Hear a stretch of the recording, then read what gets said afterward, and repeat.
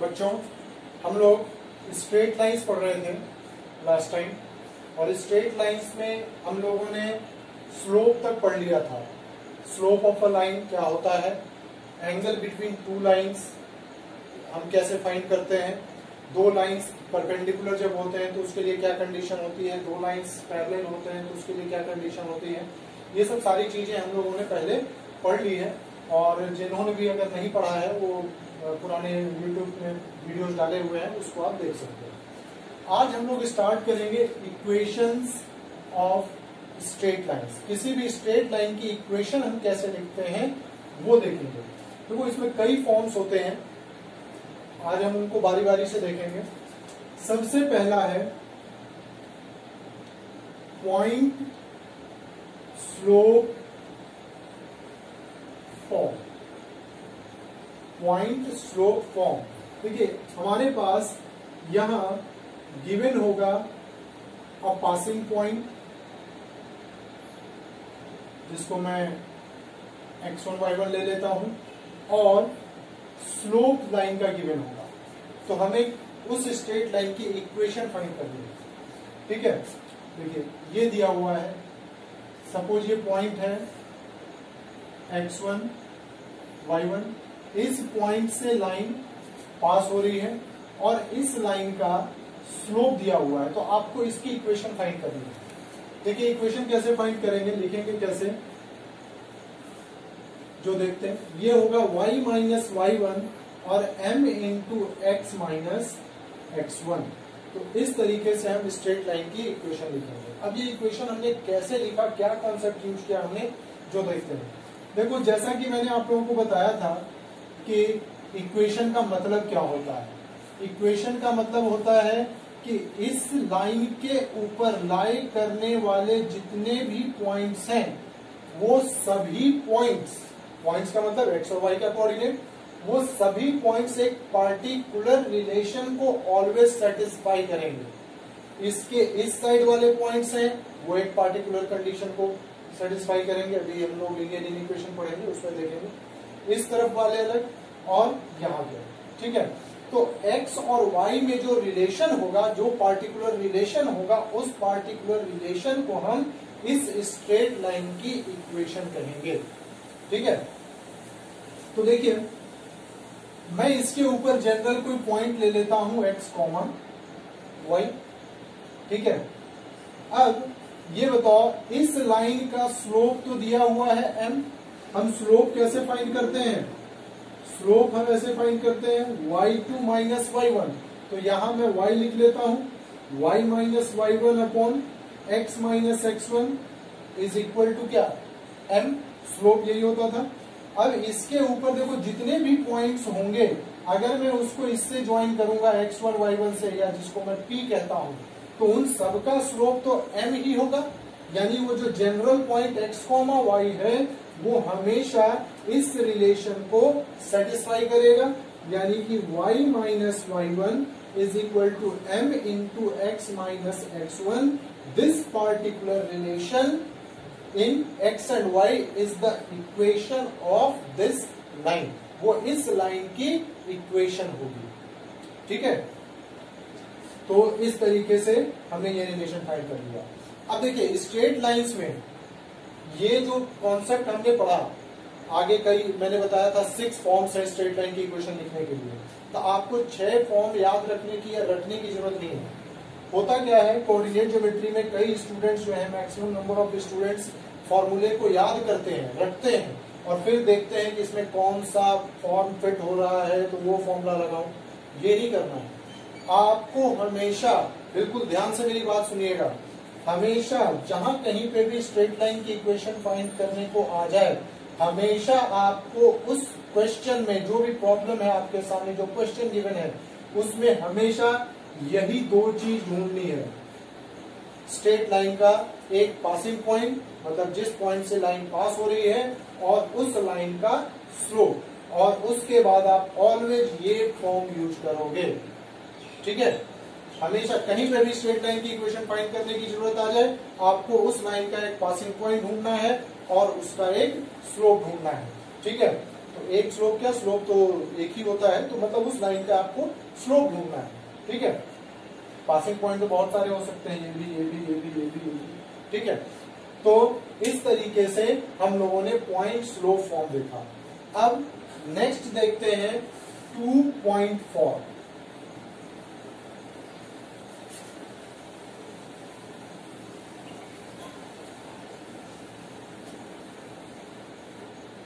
Second है 2.4।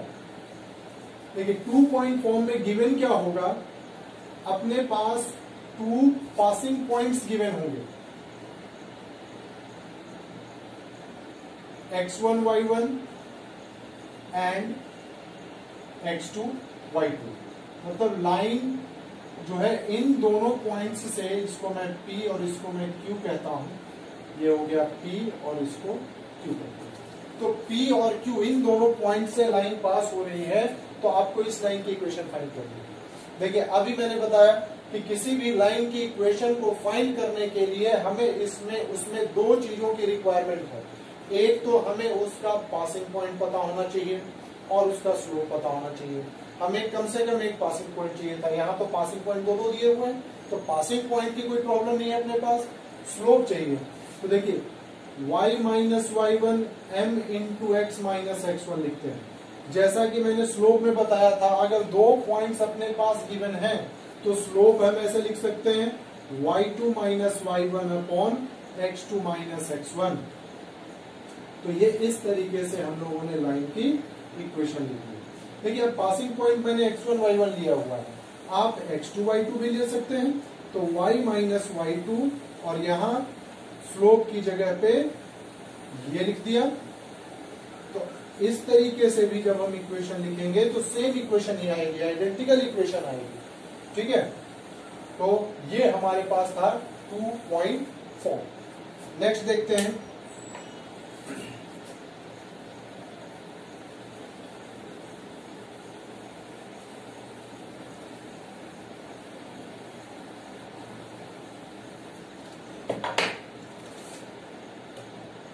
Third है slope intercept form. देखिए अब यहां पे गिवन क्या है, लाइन का स्लोप अपने पास गिवन होगा और फिर इंटरसेप्ट में y इंटरसेप्ट गिवन है c। देन इक्वेशन हम लिखते हैं y is equal to mx plus c। तो देखते हैं कैसे ये इक्वेशन आया। सबसे पहली बात देखो, स्लोप ऑलरेडी पहले हम सीख चुके हैं कि क्या होता है स्लोप। इंटरसेप्ट के बारे में आप लोगों को बताता हूं मैं। देखिए इंटरसेप्ट क्या होता है, इंटरसेप्ट का मतलब जब भी ये कोई अपने पास स्ट्रेट लाइन है तो इस टुकड़े को हम एक्स इंटरसेप्ट कहेंगे। इंटरसेप्ट का मतलब होता है टुकड़ा, ये y इंटरसेप्ट होगा। ठीक है, अब अगर कोई लाइन इस तरीके से है तो देखिए y इंटरसेप्ट तो पॉजिटिव है और x इंटरसेप्ट नेगेटिव, तो उसके ये जो लेंथ है, मान लीजिए यहाँ पे -2 पे कट कर रहा है तो y x इंटरसेप्ट आप क्या बताओगे, -2। अगर यहाँ 3 पे कट कर रहा है तो y इंटरसेप्ट क्या कहलाएगा, 3 कहलाएगा। तो ये अपने पास इंटरसेप्ट था। तो देखिए क्वेश्चन में क्या दिया हुआ है कि किसी लाइन का स्लोप m है और उसका y इंटरसेप्ट c है, तो लाइन की इक्वेशन क्या होगी। तो इक्वेशन जो होगी वो मैंने लिखा हुआ है y equal to mx plus c। अब ये इक्वेशन हमने लिखा कैसे, जो देखते हैं। देखिए ये अपने पास कोई लाइन है, लाइक ये, इस लाइन का स्लोप तो दिया हुआ ही है m, ठीक, और y इंटरसेप्ट c दिया हुआ है। c दिया हुआ है यानी कि ये वाला जो टुकड़ा है, अब ये c पॉजिटिव भी हो सकता है, नेगेटिव भी हो सकता है। अगर c पॉजिटिव होगा तब तो x एक्सिस के ऊपर आएगा, नेगेटिव होगा तो नीचे आएगा। ठीक है, और फिर यहाँ पे उसके अकॉर्डिंग हम साइन लगाएंगे। अब ये c इंटरसेप्ट दिया हुआ है यानी कि ये जो पॉइंट है वो 0,c होना चाहिए। ठीक है, अब लाइन की इक्वेशन फाइंड करने के लिए मैंने आपको बताया था कि हमें क्या चाहिए, उस लाइन का स्लोप चाहिए और उसका एक पासिंग पॉइंट चाहिए। ठीक है, तो पासिंग पॉइंट हम लिख सकते हैं 0,c और स्लोप लिखेंगे m। तो इक्वेशन कैसे लिखेंगे, y माइनस y1 यानी y minus c, m into x minus x1 यानी कि x माइनस 0। तो y minus c is equal to mx, तो y is equal to mx plus c। ठीक है, तो इस तरीके से हमने ये इक्वेशन लिख ली। ठीक है, now fourth form is intercept form. देखिए इसमें गिवन क्या होगा, अपने पास x इंटरसेप्ट गिवन होगा a और y इंटरसेप्ट गिवन होगा b। जैसे मेरे पास ये स्ट्रेट लाइन है, x इंटरसेप्ट a और ये y intercept b। Then equation हम लोग लिखते हैं x upon a plus y upon b equal to 1। ठीक है, अब ये इक्वेशन हमने कैसे लिखी जो देखते हैं। देखिए x इंटरसेप्ट और y इंटरसेप्ट है, यानी ये वाली लेंथ a है, यानी कि ये वाला पॉइंट a, 0 और ये वाला पॉइंट 0, b। ठीक, तो इक्वेशन हम कैसे लिख सकते हैं, 2 पॉइंट फॉर्म लगाया जा सकता है यहाँ पे। y माइनस y1, मैं इसको y1 ले रहा हूँ, x1 y1 ले रहा हूँ, तो y माइनस 0। ठीक है, y2 माइनस y1, तो b minus 0 upon 0 minus a और x माइनस a, ये हो गया। तो y is equal to minus b upon a और x माइनस ए, तो a y is equal to minus b x plus a b, तो a y plus b x is equal to a b. ये है, अब मैं दोनों तरफ A B से डिवाइड अगर करता हूं तो इसको जब डिवाइड करेंगे तो y upon B plus X upon A is equal to 1, ऐसे इक्वेशन लिखेंगे। ठीक है, नेक्स्ट अब ये देखिए, जैसे यहाँ पे इस फिगर में जो मैंने फिगर ड्रॉ किया है, इसमें x इंटरसेप्ट और y इंटरसेप्ट पॉजिटिव दिख रहा है। अगर ये नेगेटिव होगा, मान लिया कि ये इस तरीके से है, तो इस तरीके से है तो x इंटरसेप्ट तो नेगेटिव है, तो x के नीचे नेगेटिव इंटरसेप्ट, मतलब जो भी उसका साइन होगा, और y के नीचे पॉजिटिव इंटरसेप्ट। तो इस तरीके से आप इसकी इक्वेशन लिखोगे। ठीक है, नेक्स्ट। Yes sir.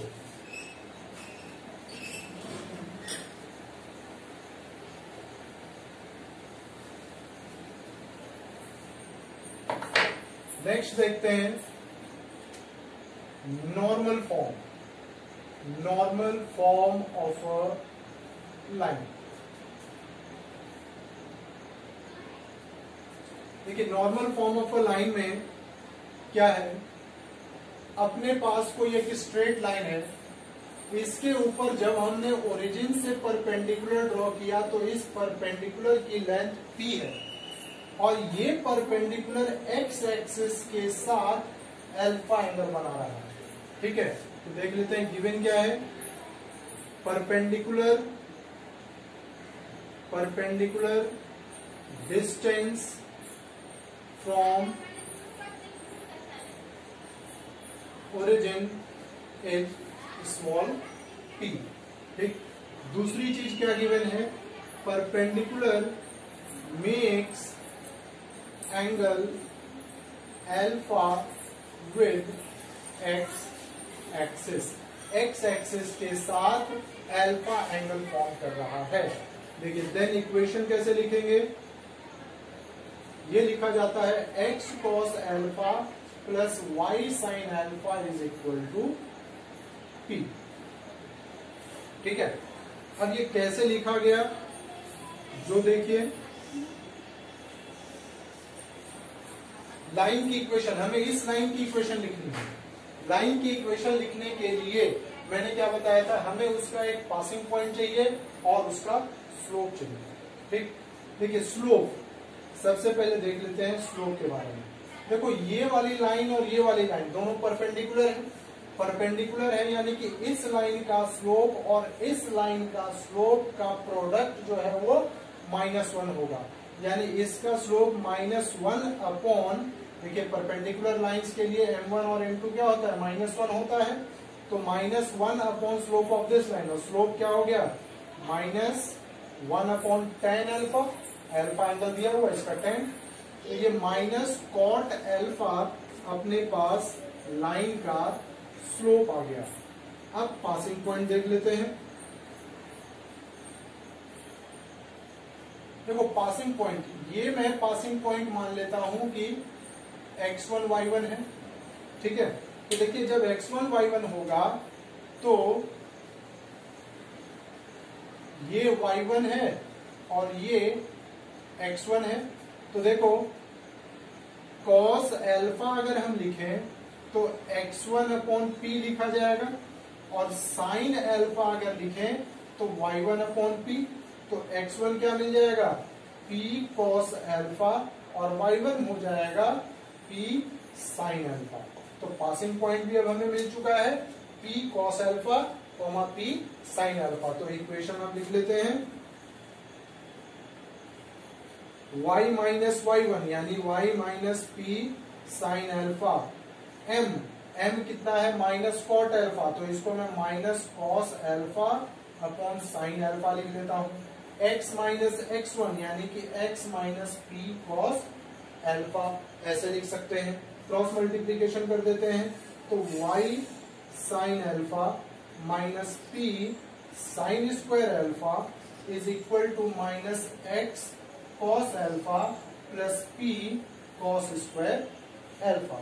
तो ये y sine alpha plus x cos alpha, p उस तरफ जाएगा तो यहाँ पे cos square alpha plus p sine square alpha, right side देखिए p मैंने कॉमन निकाल लिया था, p कॉस स्क्वायर अल्फा था राइट साइड में, ये वाला माइनस साइन उस तरफ जाने के बाद प्लस साइन स्क्वायर अल्फा हो गया, यानी कि अब अपने पास इक्वेशन आ चुकी है x cos alpha plus y sine alpha is equal to p।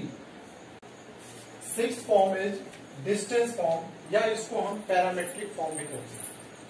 इसमें क्या है, अपने पास अगर कोई स्ट्रेट लाइन दी हुई है, ये पॉइंट है x1 y1, और ये लाइन x एक्सिस के साथ एंगल थीटा फॉर्म कर रहा है, ठीक है। पासिंग पॉइंट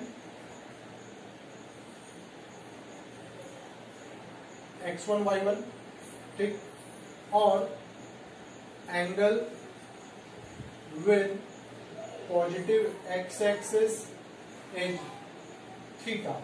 तो देखिए यहां से r डिस्टेंस जब हम ऊपर जाएंगे, ठीक, या नीचे आएंगे, तो पॉइंट के कोऑर्डिनेट्स किस तरीके से लिखे जाएंगे वो चीज यहां से हमें पता लगती है। तो इसकी इक्वेशन हम ऐसे लिखते हैं, x minus x1 upon cos theta is equal to y minus y1 upon sine theta equal to r, ठीक है।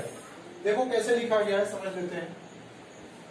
ये पॉइंट x1 y1 था, अगर मैं इससे r यूनिट डिस्टेंस अपवर्ड जाता हूं, पहले मैं अपवर्ड का केस ले रहा हूं, अपवर्ड जाता हूं तो मान लिया कि ये पॉइंट x, y आता है।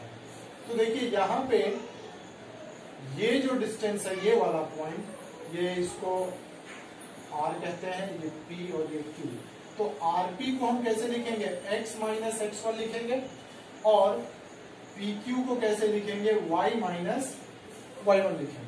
अब ये एंगल अगर थीटा है तो ये वाला एंगल भी थीटा होगा, तो अगर cos थीटा लिखा जाएगा तो cos थीटा क्या लिखेंगे, x minus x1 upon r, और साइन थीटा अगर लिखना होगा तो ये लिखा जाएगा y minus y1 upon r। तो इस तरीके से हमने cos थीटा और साइन थीटा लिखा। तो देखिए x minus x1 upon cos theta किसके बराबर आएगा, r के बराबर आएगा, y minus y1 upon sine theta ये किसके बराबर आएगा, ये भी r के बराबर आएगा, यानी कि इस केस में ये तीनों पार्ट जो हमने लिखा है ये आपस में बराबर होंगे, ठीक है। अब थीटा जो है, थीटा ये यहाँ पे पैरामीटर कहलाता है, ठीक है। बाकी हम लोग और पैरामेट्रिक फॉर्म के बारे में डिस्कस करेंगे ना बाकी के क्लासेस में। अब ये देखिए, जब अपवर्ड आप जाओगे तो r का साइन पॉजिटिव आएगा, और जब डाउनवर्ड आओगे उस पॉइंट से तो r क्या आएगा, माइनस आएगा। तो हम यहाँ पे इस तरीके से पॉइंट के कोऑर्डिनेट फाइंड कर सकते हैं। अब इस पॉइंट को, इस फॉर्म को हम लोग डिस्टेंस फॉर्म या parametric form of a line कहते हैं। ये बहुत ज्यादा इंपॉर्टेंट है, इन सब पे बेस्ड मैं नेक्स्ट लेक्चर में क्वेश्चंस करवाऊंगा।